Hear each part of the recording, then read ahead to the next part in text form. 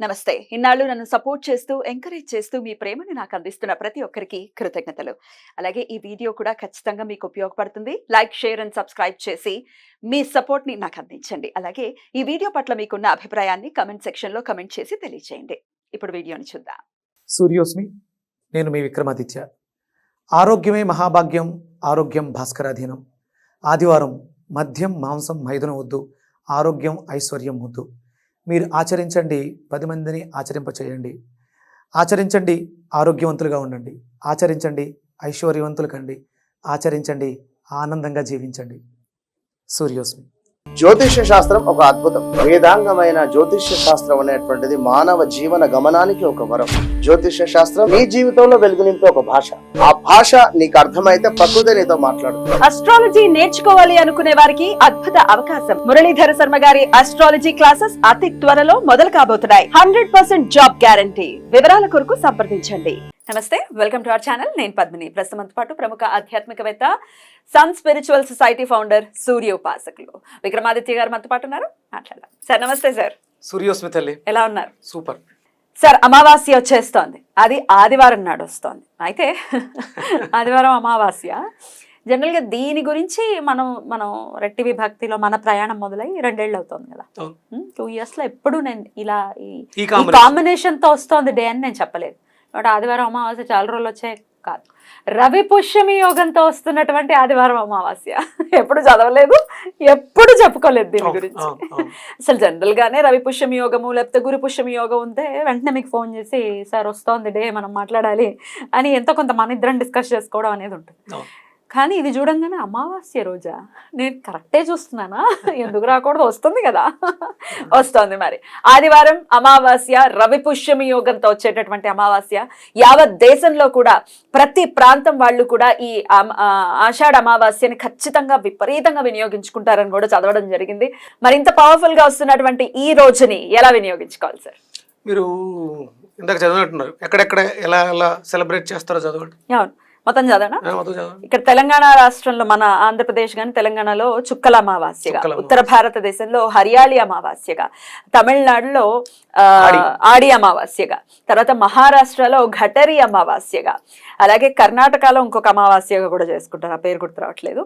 తర్వాత ఇట్లా ఒరిస్సా ప్రాంతంలో చిత్తలగి అమావాస్యగా, అలాగే అసలు ఇక ఈ ప్రాంతం ఆ ప్రాంతం అని కాకుండా ప్రతి ప్రాంతాల్లో కూడా ఒక్కొక్క నామంతో ఈ అమావాస్యని మామూలుగా అమావాస్య గురించి మనం చేసుకుంటూనే ఉంటాం, కానీ యావత్ దేశం చేసుకుంటోంది అని అంటే చాలా అసలు ఆశ్చర్యంగా అనిపించింది. పూర్వం మనకి అంటే ఇప్పుడు సండే అనగానే హాలిడే ఉండేది. పూర్వం మనకి హాలిడేస్ పౌర్ణమి, అమావాస్యలు 2 రోజులే మనకి సెలవులు. భారతీయులు ఎవరు కూడా అలిసిపోయేవారు కాదు, శ్రమజీవులు. ఇప్పుడు కూడా కర్షకం, అంటే మనది వ్యవసాయ ఆధారిత ప్రదేశం కాబట్టి వాళ్ళు ఎవరు కూడా వీటిల్ని, అంటే తిథులు, వారాలు, నక్షత్రాల మీదే మన జీవన గమనం ఉండేది. అందుకని చాలా ప్రధానంగా పట్టించుకొని ఆ ఋతువు మారుతున్నప్పుడు ఈ అమావాస్య అంటే చీకట్లు, నిగూఢమైనటువంటి రహస్య అకల్ట సైన్స్, వీటి మీద దృష్టి పెట్టి దానికి సంబంధించి ఆ దుష్టశక్తులను ఎదుర్కోవడానికి మనకు ఉన్నదల్లా ఒక్కటే, మంత్రశక్తి. ప్రకృతిలో జరుగుతున్నటువంటి వైపరీత్యాలను ఎదుర్కోవడానికి ఇలాంటి స్పెషల్ డేస్ వచ్చినప్పుడు స్పెషల్గా ఆ రోజు అందరూ జాగరణ చేయటం, మేల్కొని ఉండడం. అమావాస్య రోజు చీకట్లు కమ్ముకొని ఉంటాయి, కమ్ముకుని ఎక్కడ ఎలాంటి ప్రమాదాలు జరుగుతాయని పెద్దవాళ్ళందరూ గుమిగూడి ఉండడం, దేవాలయాల దగ్గర ఉండడం, జాగరణలు చేయడం, భజనలు చేయడం, దుష్టశక్తులు రాకుండా కాపాడుకోవటం. పూర్వం ఇవే ఎక్కువగా ఉండేవి. ఇప్పుడు మనం అంటే చాలా డెవలప్ అయిపోయి ఉన్నాం. మనకు విద్యుత్ దీపాలు అధికంగా ఉన్నాయి, కాంతులు బాగున్నాయి, లైఫ్లు పెరిగిపోయి ఈ సమయంలో మనం ఏం చేస్తాం, నిద్రకు ఉపక్రమించేస్తున్నాం, విపరీతంగా తినేయటం, దానివల్ల అలసిపోయి నిద్రపోవటం, లేకపోతే మత్తుతో బద్ధకంగా నిద్రపోవడం. ఈ ప్రమాదాలు రాకుండా ఉండడం కోసమే మనం అంటే ప్రధానంగా చేయవలసింది ఉపవాసాలు చేయడం, దీక్షలు చేయటం, జాగరూకత, జాగరణ చేయటం. ఇప్పుడు ఇంత అద్భుతమైనటువంటి యోగం అది. మనం మామూలుగా పుష్యమి ఆదివారం వస్తేనే ఎగిరికి అంతేస్తాం, చాలా అద్భుతంగా చెప్తాం. చూడి ఎంత మన పోయిన నెలలో 7వ తారీఖు వచ్చింది పుష్యమి యోగం, ఈ నెల 4వ తారీఖు వచ్చేసింది. ఇది అంటే వినియోగించుకోవడానికి అవకాశాలు పెరిగినాయి. ఇంతకుముందు తెలియదు, ఇప్పుడు తెలుస్తుంది. అంటే ఇంచుమించు నాకు 2013 నుంచి నేను పుష్యమి ఆదివారాలు, పుష్యమి గురువారాలు చేసుకుంటూ ఈరోజు నేను ఇది సాధించాను అంటే చాలామంది చాలా రకాలు చేస్తూ ఉంటారు. నేర్చుకున్న సబ్జెక్ట్ని అవతల వాళ్ళకి ఉపయోగించి ధనార్జన చేస్తూ ఉంటారు.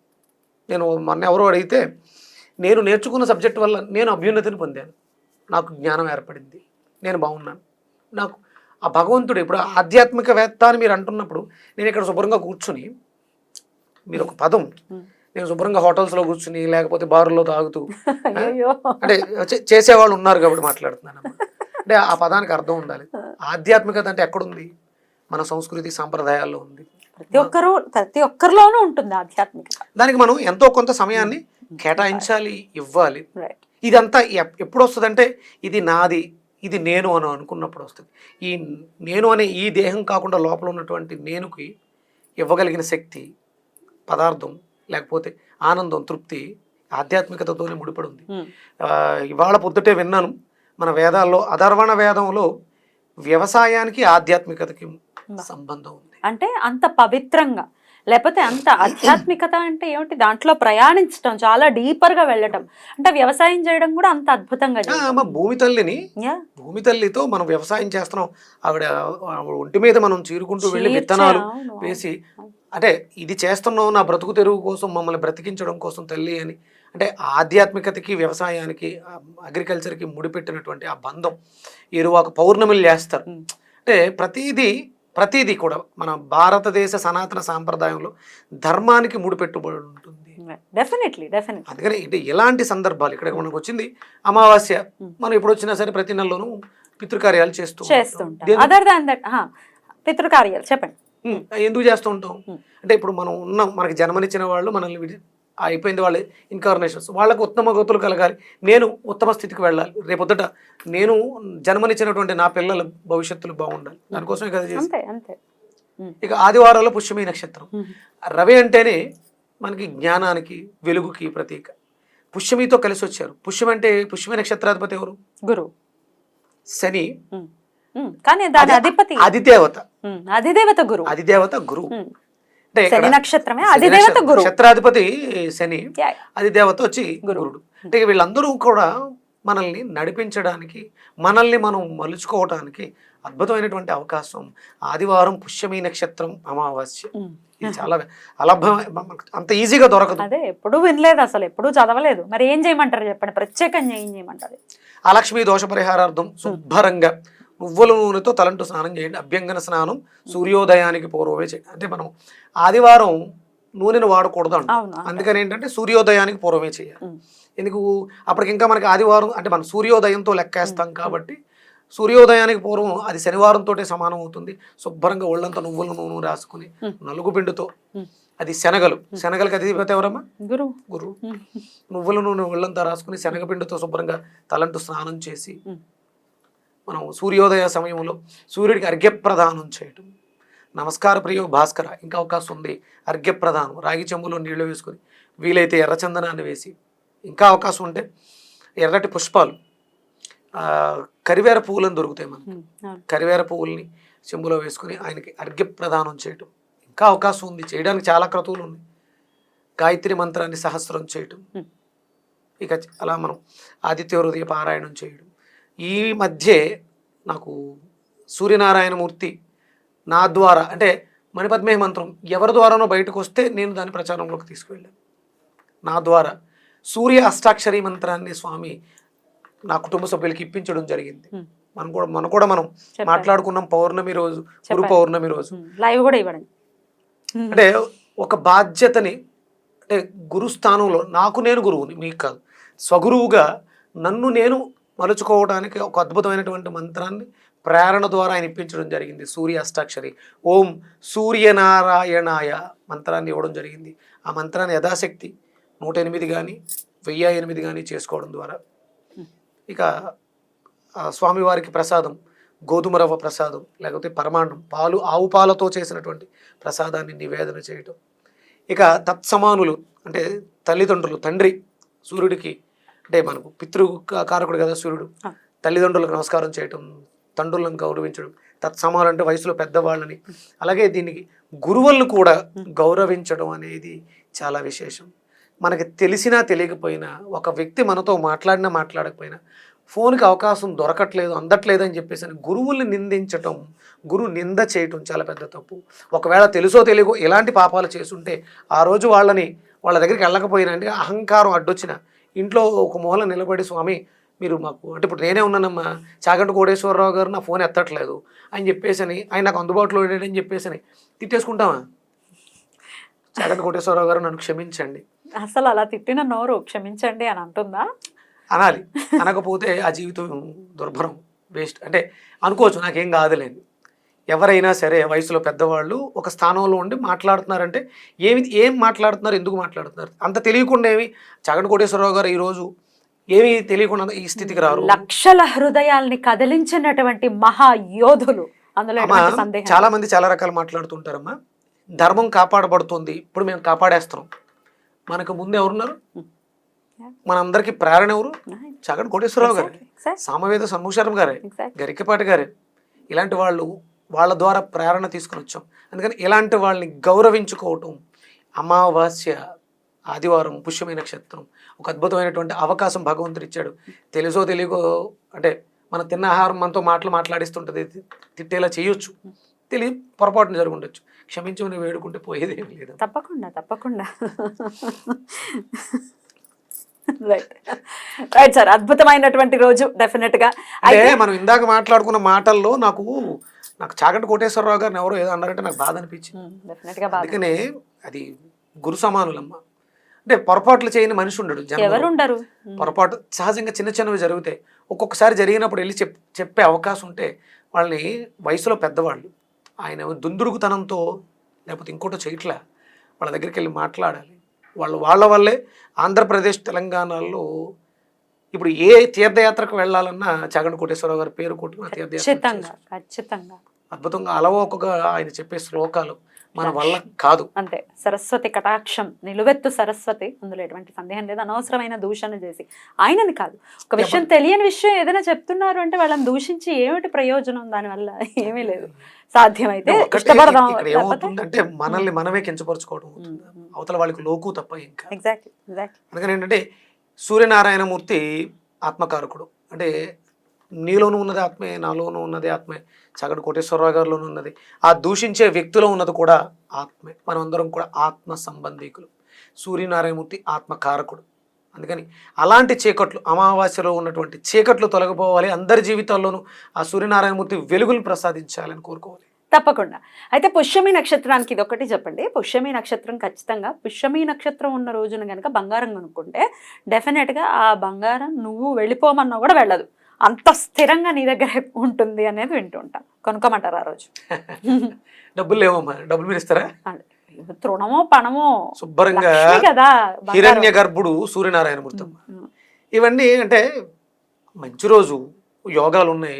బంగారం కొనుక్కోవాలకి ఫస్ట్ శ్రావణ మాసం, మీరు కార్లు కొనుక్కోవచ్చు, బంగ్లాలు కొనుక్కోవచ్చు, డబ్బు ఉంటే ఎన్నన్నా చేయొచ్చు. మరి లేని వాళ్ళ పరిస్థితి సరే. ఏంటంటే అంటే ఒకవేళ శ్రావణ మాసం ప్రారంభం అవుతుంది కాబట్టి ఒక రూపు కొనుక్కోండి, లక్ష్మీదేవి అంటున్నా. శ్రావణ మాసం వస్తుంది కాబట్టి నా బాధ అంతా. మా ఆడవాళ్ళ హృదయాన్ని అర్థం చేసుకోరా మీరు? హిరణ్య గర్భ సూక్తం, హిరణ్య గర్భాయ నమః అనే మంత్రాన్ని విశేషంగా పారాయణం చేయండి. మీ ఒంటి నిండా బంగారాన్ని, 7 వారాల బంగారాన్ని దిగవేసుకునేలా స్వామి అనుగ్రహం పరిపూర్ణంగా ఉంటుంది. ఎందుకంటే సత్రాజిత్తుడు సూర్య ఉపాసన చేస్తే సమంతకమణిని ప్రసాదించిన, సమంతకమణి అంత విలువైనటువంటి వస్తువుని ప్రసాదించిన వారు ఎవరమ్మా? సూర్యుడు ఒక్కడే, ఇంకా ఎవరు. ధర్మరాజుకి అక్షయ పాత్రను ప్రసాదించింది ఏమన్నా? మనకి అక్షయ తృతీయ రోజు బంగారం కొంటాం. అలాగే పుష్యమి ఆదివారం లేకపోతే పుష్యమి గురువారం వచ్చినప్పుడు బంగారాన్ని కొంటాం, శాశ్వతంగా నిలబడుతుందని. సూర్య ఆరాధన చేస్తే హిరణ్య గర్భుడే, హిరణ్యాన్ని గర్భంలో కలిగిన వాడే, హిరణ్యాన్ని పుట్టించేవాడే నీ ఇంట్లో ఉంటాడు.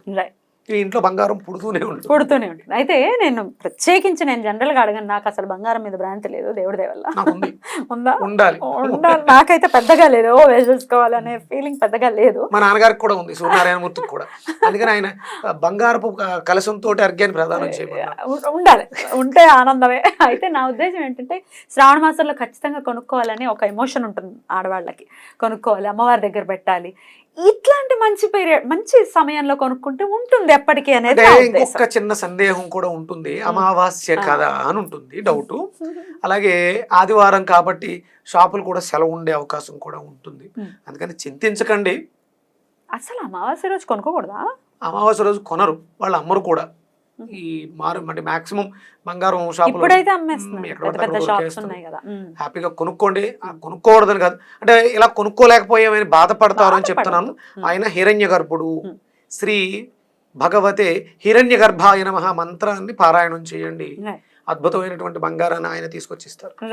ఒంటి నిండా వేసుకోవచ్చు, నో ప్రాబ్లం, ఎలాంటి డౌట్ లేదు. నా దగ్గర కూడా ఆయన సఫిషియంట్, నాకు కావాల్సిన బంగారాన్ని అంతా ఇచ్చాడు. అద్భుతం, చాలా అద్భుతంగా వివరించారు. చాలా చాలా నేను ఒక్కటే చెప్తా, 100 రకాల మోహాలకి లోనవ్వకండి.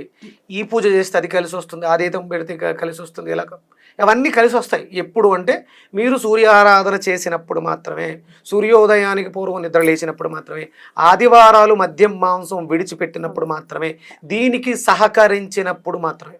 అంటే నేను విక్రమాదిత్య చెప్తే నేను విన్నాను, ఆదివారం మా ఇంట్లో నీసు వండడం మానేసం, తింటాం మానేసం, మేము బాగున్నాం.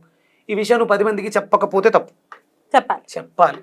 ఎందుకంటే అది ఒక్కటి విక్రమాదిత్య ఒక్క బాధ్యత, పద్మిని ఒక్క బాధ్యతేనా? మీకు బాధ్యత లేదా? ఈ ప్రచారం కేవలం ఇలా ఒక తెలుసుకున్న మంచి విషయాన్ని 10 మందికి చెప్పడం ద్వారా ఈరోజు ఎక్కడో తమిళనాడు రాష్ట్రం వెళితే అద్భుతమైనటువంటి విశేషమైనటువంటి దర్శనాలు ఇప్పించాడు భగవంతుడు. అందరి జీవితంలో మంచి వస్తుంది సునాయాసంగా. ఆ రోజు అమావాస్య, నాన్ వెజ్ కి దూరంగా ఉండాలని మనవి చేస్తూ ప్రతిసారి మనం చెప్తున్నాం, చేతులు జోడించి వేడుకుంటున్నాను, అమ్మే వాళ్ళని వేడుకుంటున్నాను, ఆ రోజు బలులు ఇచ్చే వాళ్ళని వేడుకుంటున్నాను. ఆదివారం దయచేసి షాపులు తీయకండి, అమ్మకండి, కొనకండి, బలులు ఇవ్వకండి. ఆ రోజు బలి ఇవ్వటం చాలా పెద్ద తప్పు, జీవహింస మహాపాపం. ఆ రోజు మహాపాపం. ఆదివారం అమావాస్య పుష్యమి నక్షత్రం, ఆదివారం బలి ఇవ్వటం తప్పు, జీవహింస చేయడం ఇంకా చాలా పెద్ద తప్పు. అంటే మిగతా రోజుల్లో అది రైటర్ రాంగ్గా చెప్పడానికి నాకు యోగ్యత లేదు, కానీ ఆదివారం జీవహింస చేయడం మహాపాపం. అందులోనూ పుష్యమి నక్షత్రం కలిసి వచ్చిన రోజు అది ఇంకా పాపం.